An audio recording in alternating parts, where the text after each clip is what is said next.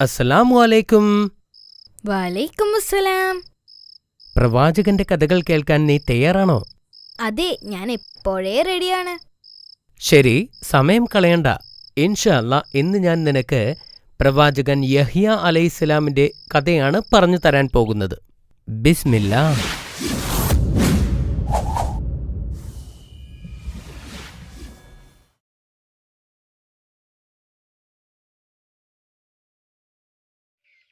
പ്രവാചകൻ സക്കരിയ അലൈഹിസ്സലാമിന്റെ മകനാണ് യഹ്യ അലൈഹിസ്സലാം. അദ്ദേഹത്തിന്റെ ജനനം ഒരു അത്ഭുതമായിരുന്നു. വൃദ്ധനായ പിതാവിന്റെയും വന്ധ്യയായ മാതാവിന്റെയും മകനായിട്ടാണ് അദ്ദേഹം ജനിച്ചത്. കഴിഞ്ഞ കഥയിൽ സക്കരിയ അലൈഹിസ്സലാം ഒരു മകനു വേണ്ടി പ്രാർത്ഥിക്കുന്നതും ആ പ്രാർത്ഥനയ്ക്ക് അള്ളാഹു ഉത്തരം നൽകുന്നതും നമ്മൾ കണ്ടു.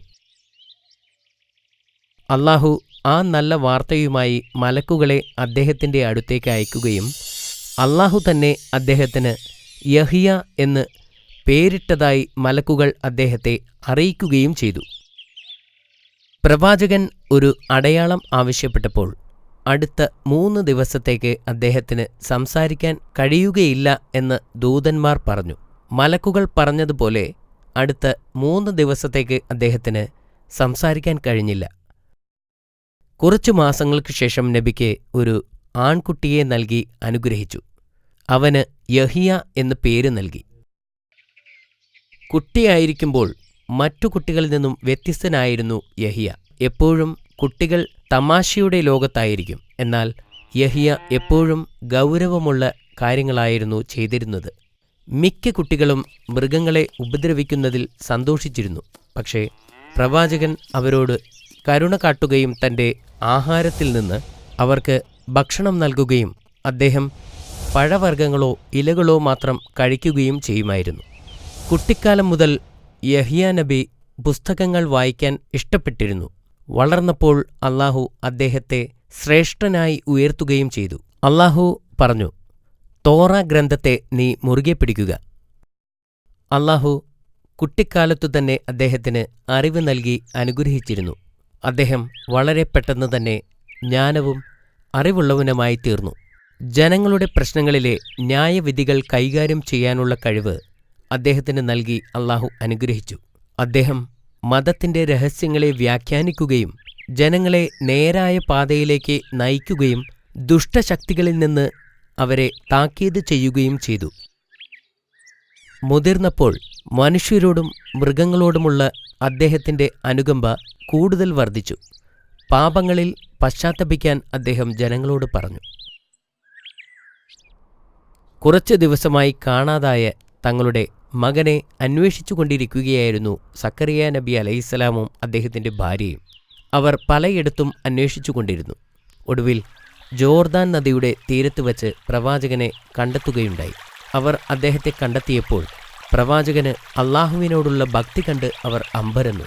അള്ളാഹുവിനോടുള്ള അവരുടെ മകന്റെ അമിതമായ ഭക്തി കണ്ട് അവർ വിതുമ്പിക്കരഞ്ഞു. മറ്റൊരു സന്ദർഭത്തിൽ 3 ദിവസമായി വീട്ടിൽ വരാതിരുന്ന പ്രവാചകനെ തിരയുകയായിരുന്നു സക്കരിയ നബി അലൈഹിസ്സലാം. സക്കരിയ നബി അലൈഹിസ്സലാം അദ്ദേഹത്തെ കണ്ടെത്തുമ്പോൾ പ്രവാചകൻ ഒരു കല്ലറയിലിരുന്ന് തേങ്ങുകയായിരുന്നു. അനന്തരം ഒരു കുഴിമാടത്തിൽ കയറിയിരുന്ന് തേങ്ങുന്ന മകനെ കണ്ട് സക്കരിയ നബി അലൈഹിസ്സലാം ആശ്ചര്യപ്പെട്ടു.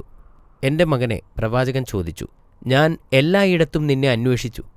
എന്തിനാണ് നീ ഈ കുഴിമാടത്തിലിരുന്ന് കരയുന്നത്? എൻ്റെ പിതാവേ, പ്രവാചകൻ പറഞ്ഞു, സ്വർഗവും നരകവും തമ്മിൽ ബന്ധിപ്പിക്കുന്ന പാലം കടക്കാൻ കണ്ണുനീർ കൊണ്ട് മാത്രമേ കഴിയൂ എന്ന് താങ്കൾ എന്നോട് പറഞ്ഞിട്ടില്ലേ? തൻ്റെ പുത്രന്റെ ജ്ഞാനം കണ്ടപ്പോൾ ആ വൃദ്ധനായ പ്രവാചകൻ അത്ഭുതപ്പെട്ടു. എൻ്റെ മകനെ എന്ന് പറഞ്ഞ് അവർ പരസ്പരം കരയുകയും ചെയ്തു.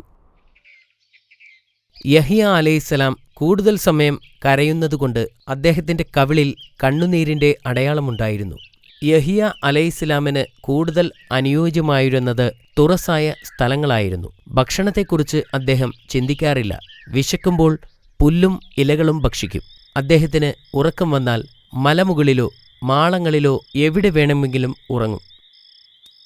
ചില രാത്രികളിൽ അദ്ദേഹത്തിന് ഉറക്കം വന്നാൽ ഗുഹകളിലേക്ക് പോകും. പ്രവാചകൻ എപ്പോഴും പ്രാർത്ഥനയിൽ മുഴുകുമായിരുന്നതുകൊണ്ട് ഗുഹയ്ക്കകത്തുള്ള സിംഹത്തെയോ മറ്റു മൃഗങ്ങളെയോ ശ്രദ്ധിക്കാറില്ല. അതിനകത്തുള്ള ജീവികൾക്ക് ചെവി കൊടുക്കാതെ അദ്ദേഹം ഗുഹയ്ക്കുള്ളിൽ പ്രാർത്ഥിക്കുകയോ ഉറങ്ങുകയോ ചെയ്യുമായിരുന്നു.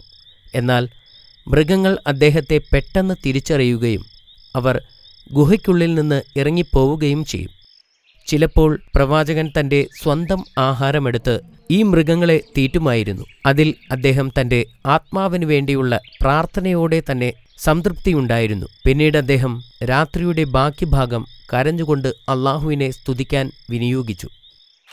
അള്ളാഹുവിനെ ആരാധിക്കുവാൻ വേണ്ടി യഹിയ നബി അലൈഹിസ്സലാം ആളുകളെ വിളിച്ചു വരുത്തി. സ്നേഹവും സമർപ്പണവുമെല്ലാം കൊണ്ട് അദ്ദേഹം അവരെ കരയിപ്പിച്ചു. സത്യസന്ധമായ വാക്കുകളിലൂടെ അദ്ദേഹം അവരുടെ ഹൃദയം കീഴടക്കി. ഈ കാലഘട്ടത്തിലാണ് ഹെരോദ് ആന്റിപ്പസ് എന്ന ദുഷ്ടനായ രാജാവ് പലസ്തീനിൽ ഭരണം നടത്തിയിരുന്നത്. രാജാവ് തന്റെ സഹോദരന്റെ മകളായിരുന്ന സലോമിയുമായി പ്രണയത്തിലായിരുന്നു. ആ സുന്ദരിയായ സലോമിനെ വിവാഹം ചെയ്യാൻ അവൻ തീരുമാനിച്ചു. സഹോദരന്റെ മകളെ വിവാഹം കഴിക്കുന്നത് പാപമായിരുന്നെങ്കിലും രാജാവിനെ എതിർക്കാൻ ആരും ധൈര്യപ്പെട്ടില്ല. അവളുടെ അമ്മയും പലസ്തീനിലെ പണ്ഡിതന്മാരുമൊക്കെ ഈ വിവാഹത്തിന് പ്രോത്സാഹിപ്പിച്ചു. അവർക്ക് രാജാവിന്റെ പ്രീതി സമ്പാദിക്കുന്നതിനായിരുന്നു ഇങ്ങനെ ചെയ്തത്.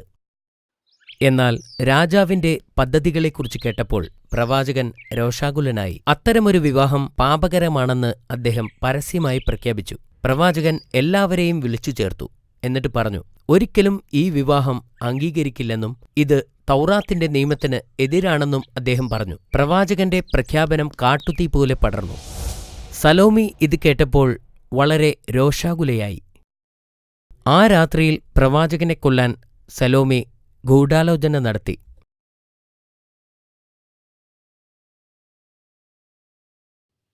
അടുത്ത ദിവസം അവൾ ആകർഷകമായ വസ്ത്രം ധരിച്ച് രാജകീയ നൃത്തം ചെയ്തു. ഇത് രാജാവിന്റെ മോഹത്തെ ഉണർത്തി. അവൾ ആഗ്രഹിച്ചതെന്തും ചെയ്യാൻ അയാൾ തയ്യാറായി. അപ്പോൾ അവൾ രാജാവിനെ അറിയിച്ചു, യഹിയ എന്ന പ്രവാചകന്റെ തല ഒരു തളികയിൽ കൊണ്ടുവയ്ക്കാൻ ഞാൻ ആഗ്രഹിക്കുന്നു. അങ്ങയുടെയും എന്റെ ഈ രാജ്യത്തിന്റെയും മുഴുവൻ ബഹുമതിയും അദ്ദേഹം അശുദ്ധമാക്കിയിരിക്കുന്നു. നിങ്ങൾ എനിക്ക് ഈ ആഗ്രഹം സാധിച്ചു തന്നാൽ ഞാൻ നിങ്ങൾക്ക് എന്നെ തന്നെ സമർപ്പിക്കും. രാജാവ് അവളുടെ സൗന്ദര്യത്തിൽ മയങ്ങി പ്രവാചകനെ വധശിക്ഷയ്ക്ക് വിധിച്ചു. എന്നിട്ട് അദ്ദേഹത്തിന്റെ ശിരസ് തളികയിൽ വച്ച് സലോമിക്ക് നൽകി. ആ ദുഷ്ടസ്ത്രീ അത് കണ്ടപ്പോൾ വളരെയധികം സന്തോഷിച്ചു. എന്നാൽ അവരുടെ സന്തോഷം അധിക നേരം നീണ്ടുനിന്നില്ല. പെട്ടെന്ന് തന്നെ അള്ളാഹുവിന്റെ പ്രിയപ്പെട്ട പ്രവാചകന്റെ മരണത്തിന് പ്രതികാരം ചെയ്യപ്പെട്ടു. സലോമി മാത്രമല്ല, ബനി ഇസ്രായേൽ സകലതും ആക്രമണകാരികളാൽ ശിക്ഷിക്കപ്പെടുകയും രാജ്യം തകരുകയും ചെയ്തു. മാഷാ അല്ലാ, നല്ല കഥയായിരുന്നു ഇത്. കഥ ഇഷ്ടപ്പെട്ടതിൽ ഞാൻ സന്തോഷിക്കുന്നു. ഇന്നെന്നോട് ചോദ്യങ്ങളൊന്നും ചോദിക്കുന്നില്ലേ? ചോദിക്കാം. നീ റെഡിയാണോ? അതെ. ശരി.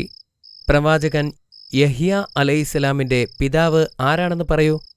സക്രിയ അലൈഹിസ്സലാം. ഉത്തരം ഇത്ര പെട്ടെന്നോ? ശരി. അവർ ഏത് ഗോത്രത്തിൽപ്പെട്ടവരായിരുന്നു? പ്രവാചകൻ ദാവൂദ് അലൈഹിസ്സലാമിന്റെ ഗോത്രത്തിൽപ്പെട്ടതായിരുന്നു. Very good. പ്രവാചകന്റെ കവിളിൽ അടയാളം വന്നതെങ്ങനെയാണ്?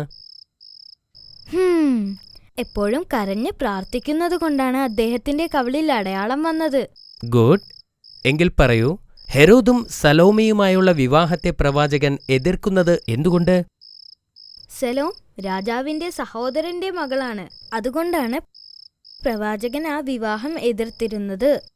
മാഷാ അല്ലാ, എന്റെ മോൻ മിടുക്കനാണല്ലോ. നാളെ ബാബ ഏത് കഥയാണ് പറയാൻ പോകുന്നത്? ഇൻഷാ അല്ലാ. അമീർ, നാളെ മറ്റൊരു പ്രവാചകന്റെ കഥ നിനക്ക് ഞാൻ പറഞ്ഞു തരാം. Thank you so much Baba. Good night. Good night Baba.